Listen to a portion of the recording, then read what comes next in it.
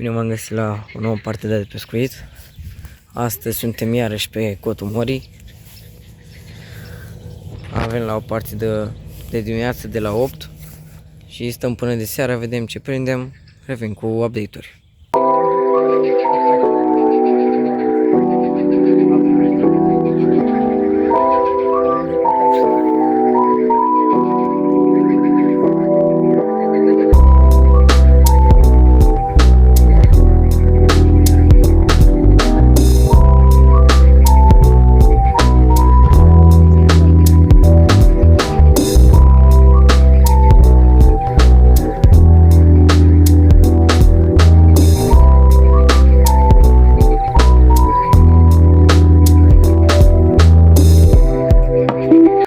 Am luat și am mai aruncat odată lansetele, la asta am avut atac. Acum vedem ce-o fi, mai aruncă și Andrei și revenim. Poți să-i dai.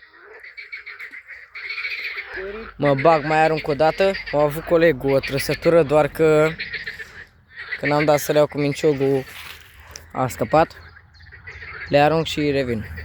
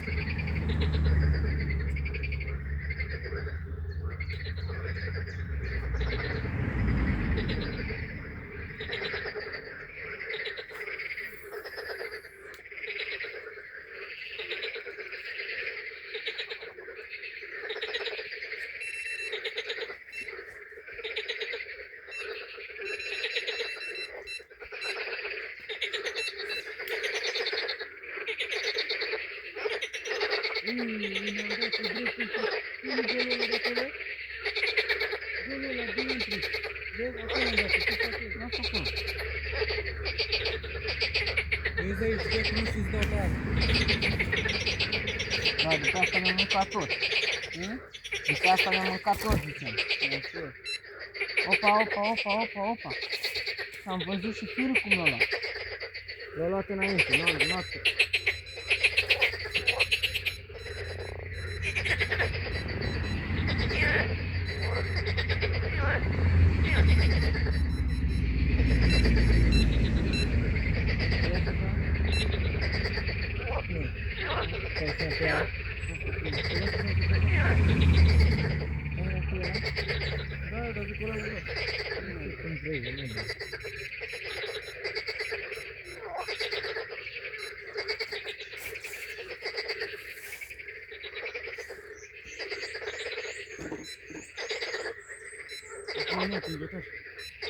Nu, lasă-te duci la fund acum.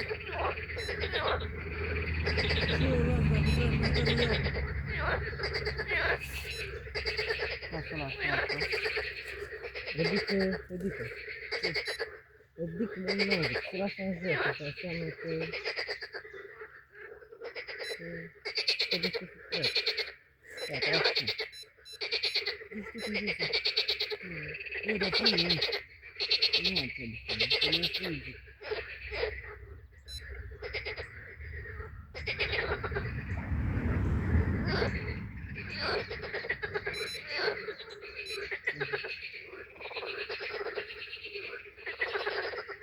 Nu s-a făcut becuri, nu? Nu. Păi ce ăla, că nu știu.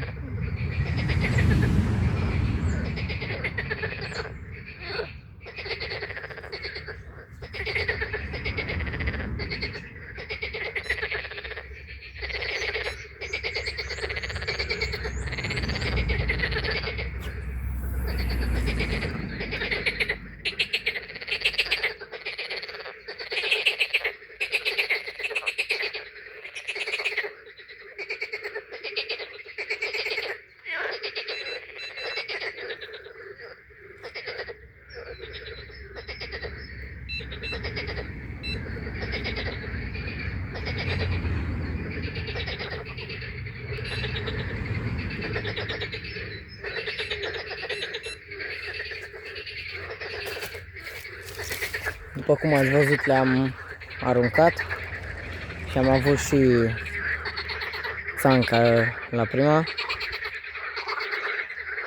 Acum așteptăm dacă intră ceva, dacă nu, nu știu, vedem. Am luat și mi-am pus la set mai departe de celelalte. Aici văd că începe să sară peștele în partea aia. Am băgat și mănânc un sandwich. Mă bag, cred că mă uci pe cealaltă aici. Și vedem. A început să tragă aici. Am revenit cu un nou update. După cum vedeți, nu mai suntem în partea aia, ne-am mutat. În afară de ce a prins Răzvan atunci, nimic. Nici aici, dar aici măcar avem activitate, adică trage. O să... Am să las asta aici. Uitați, după cum vedeți, aia bambina verde.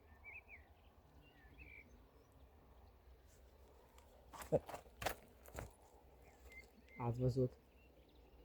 Deci cam așa face de când am pus-o. Adică activitatea este.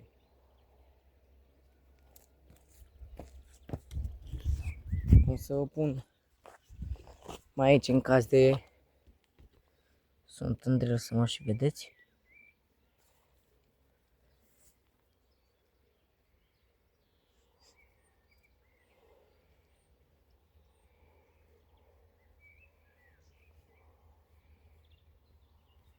Am 3 lansete la apă, data trecută aveam 2.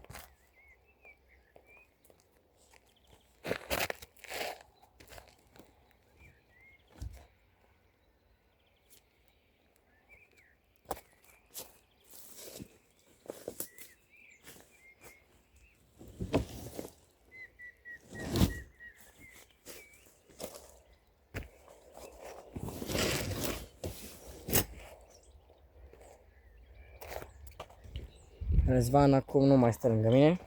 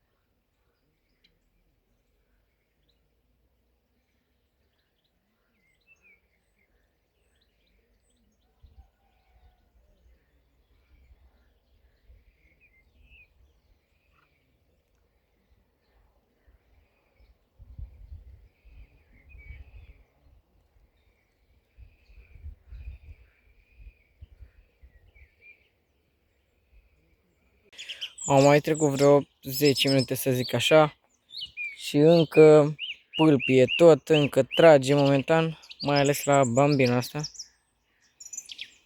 Tot o ridic, o lasă jos, dar nu, m-am uitat vârful.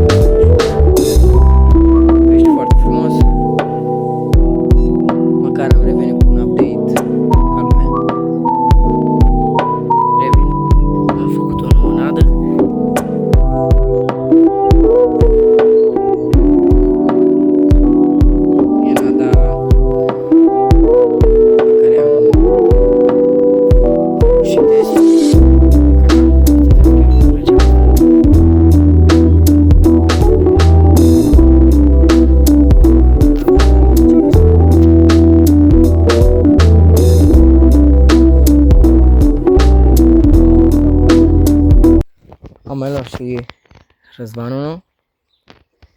Până atunci mă bag, mai fac ceva nadă.